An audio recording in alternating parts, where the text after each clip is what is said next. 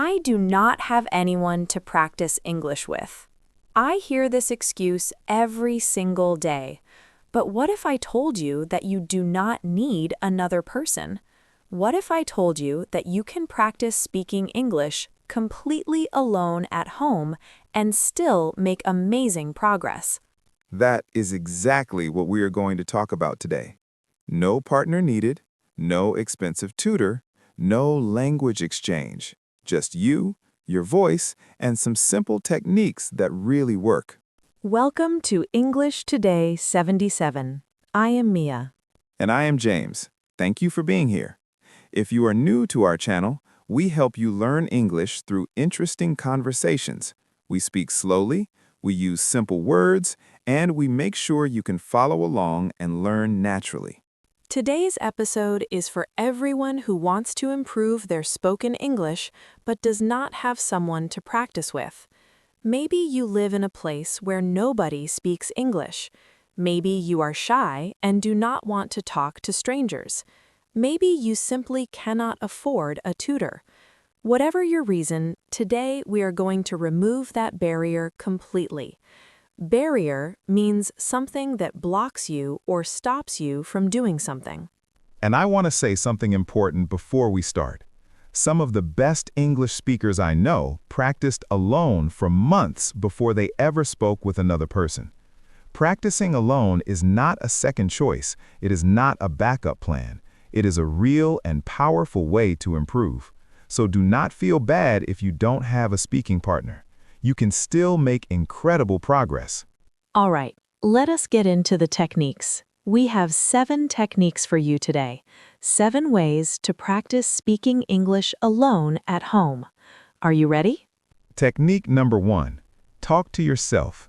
I know this sounds funny. You might think, that's strange. People will think I'm crazy. But talking to yourself is one of the most effective ways to practice speaking. Effective means it works well and gives good results. Here's how you do it. As you go through your day at home, describe what you are doing in English. Say it out loud. Out loud means using your voice so it can be heard. For example, okay, I'm going to make breakfast now. I think I will have eggs and toast. Let me get the pan. I need some oil. Now I'm cracking the eggs. The oil is getting hot. Just describe your actions in English as you do them. This might feel awkward at first. Awkward means uncomfortable or strange. But after a few days, it will start to feel normal. And the benefit is huge. You are training your brain to think in English. You are practicing forming sentences in real time. And you are using vocabulary that is relevant to your daily life. Relevant means connected to and useful for your situation. I did this when I was learning French. I would narrate my entire morning routine in French. Narrate means to describe what is happening like you are telling a story. I am waking up now. I am stretching my arms. I feel a little tired today. Let me brush my teeth. My toothbrush is blue. After a few weeks, these sentences came out automatically. I did not have to think about them anymore. That's when you know it's working. And here's a tip.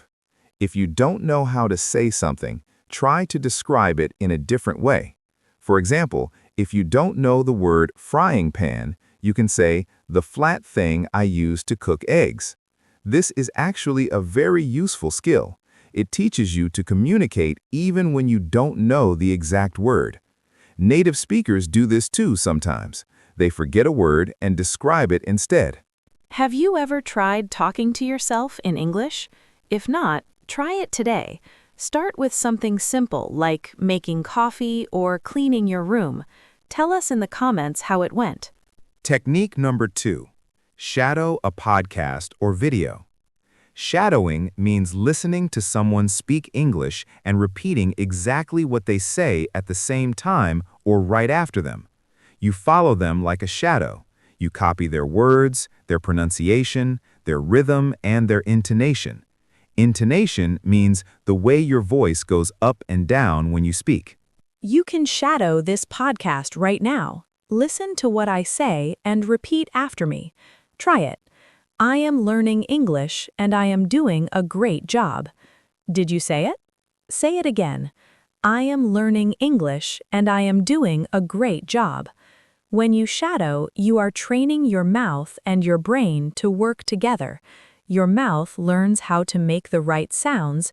Your brain learns the patterns and rhythms of English.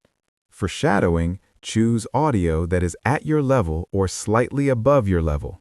If it's too easy, you won't learn much. If it's too hard, you'll get frustrated. Frustrated means feeling upset because something is too difficult. Find the right balance. And you don't need a long audio. Even 2 or 3 minutes of shadowing every day can make a big difference over time.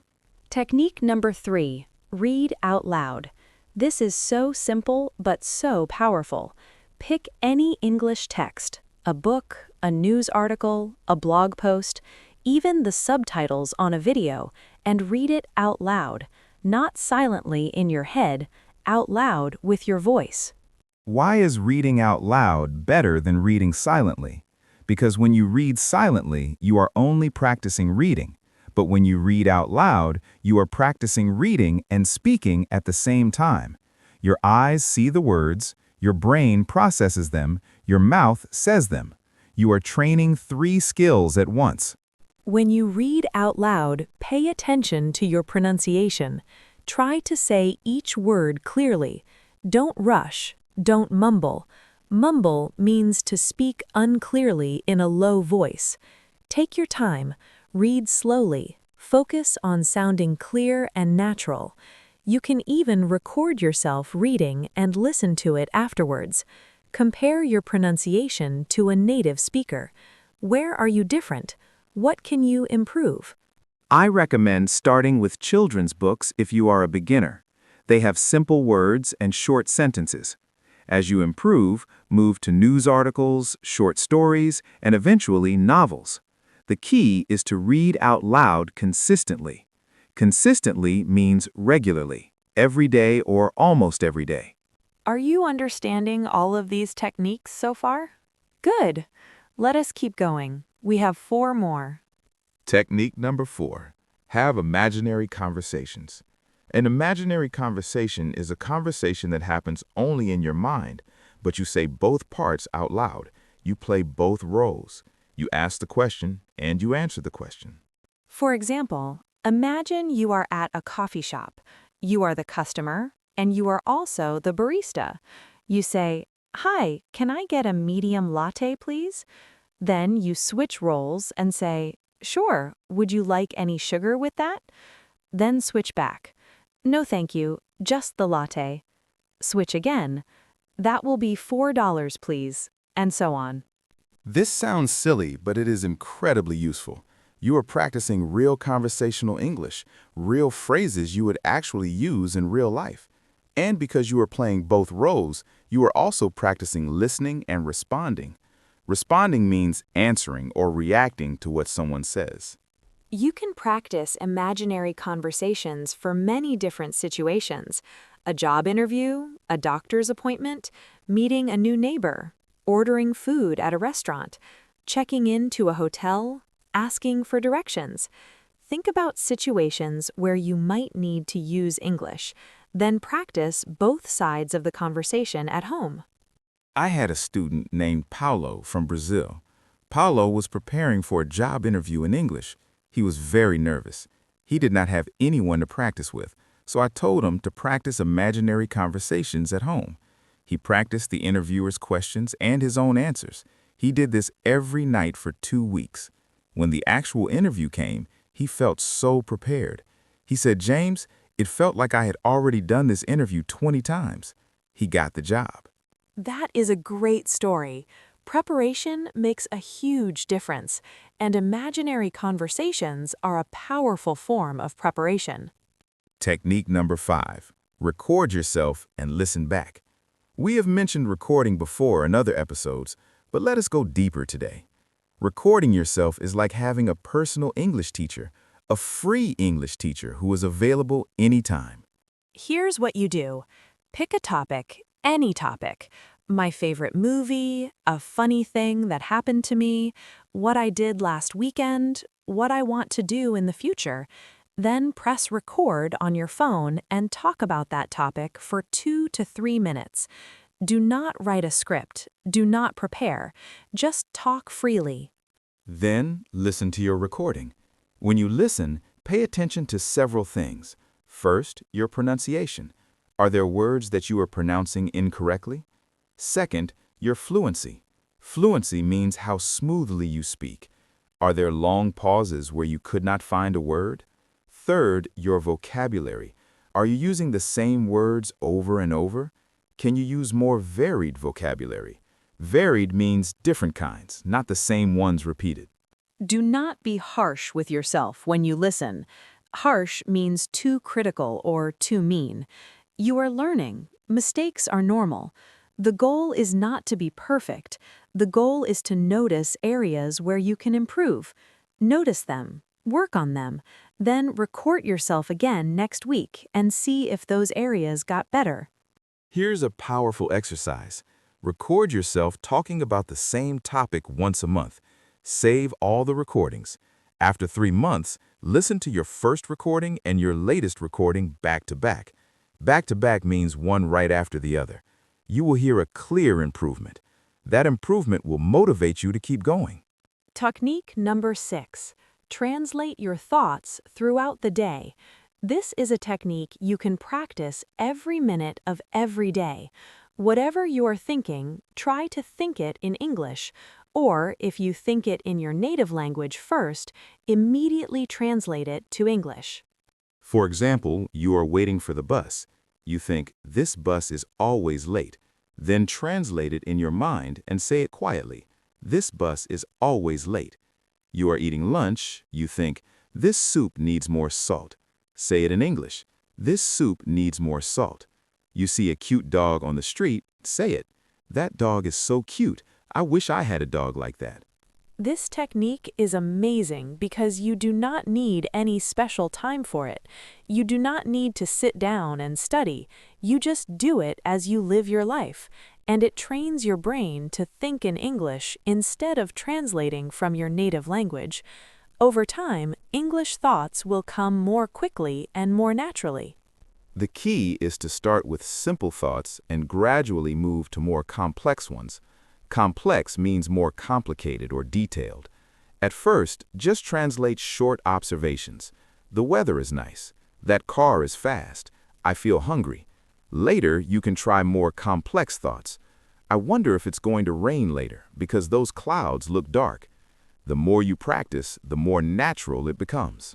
Technique number 7. Sing songs in English. This is my favorite technique because it is so much fun. Find English songs that you love. Look up the lyrics. Lyrics means the words of the song, and sing along. Singing is fantastic for language learning. When you sing, you practice pronunciation, rhythm, intonation, and vocabulary all at the same time. And because music is emotional, your brain remembers the words better. Think about it. You probably remember song lyrics from 10 years ago, but you can't remember vocabulary words you studied last week.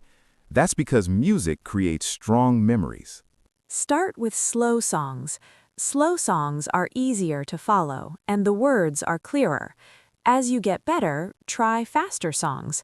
Try different genres. Genres means types of music. Pop, rock, country, R&B. Each genre uses different vocabulary and different styles of English. You will learn so much without even realizing it. And don't worry about sounding good. You are not trying to become a professional singer. You are trying to practice English. Sing loudly, sing badly, sing in the shower, sing while you cook. Just sing. The more you sing, the better your English pronunciation and rhythm will become. Let me share one more story before we summarize. I have a listener named Yuki from Japan. Yuki sent me a message last year. She said, "Mia, I live in a small town in Japan. Nobody speaks English. I have no one to practice with. I feel hopeless." Hopeless means feeling like nothing will get better. What did you tell her? I told her about these 7 techniques. I said, Yuki, you do not need another person. You can practice alone. Just try these methods. She was doubtful, but she tried them. She started narrating her daily activities in English. She shadowed our podcast every morning. She read children's books out loud. She had imaginary conversations while doing housework. She recorded herself once a week. She translated her thoughts during the day, and she sang English songs while cooking dinner. What happened? 6 months later, she sent me another message. She said, Mia, I just had my first real conversation with a tourist in my town. We talked for 15 minutes. I was nervous, but I could communicate. I could express my ideas. The tourist understood me. I almost cried. I practiced alone for 6 months, and it worked. That gives me chills. That's what this is all about. You don't need the perfect conditions to learn English. You don't need to live in America or England. You don't need an expensive tutor. You just need dedication and the right techniques. Dedication means being committed and doing something seriously over time. All right, let's summarize everything. We shared 7 techniques for practicing spoken English alone at home. Technique 1, talk to yourself. Describe your daily activities in English out loud. Technique 2, shadow a podcast or video. Listen and repeat to copy pronunciation and rhythm. Technique 3, read out loud. Pick any English text and read it with your voice. Technique 4, have imaginary conversations. Play both roles in a conversation out loud. Technique 5, record yourself and listen back. Notice areas to improve and track your progress. Technique 6, translate your thoughts throughout the day. Train your brain to think in English. Technique 7, sing songs in English. Practice pronunciation and rhythm while having fun. You do not need to do all 7 every day. Pick 2 or 3 that you enjoy. Do them consistently, and over time, add more. The important thing is to start and to keep going. Now, we want to hear from you. Which technique are you going to try first? Which one sounds the most fun to you? Tell us in the comments. And if you try any of these techniques, come back and tell us about your experience. We love hearing your stories. If you have any questions about today's episode, about any word or technique we discussed, please write your question in the comments. We read every single comment, and we will answer you personally. If this episode was helpful, please hit the like button. That small action helps YouTube recommend our video to more English learners. It helps our channel grow, and it helps us keep making free content for you. Subscribe to English Today 77 if you haven't yet. Turn on the notification bell so you never miss a new episode. We create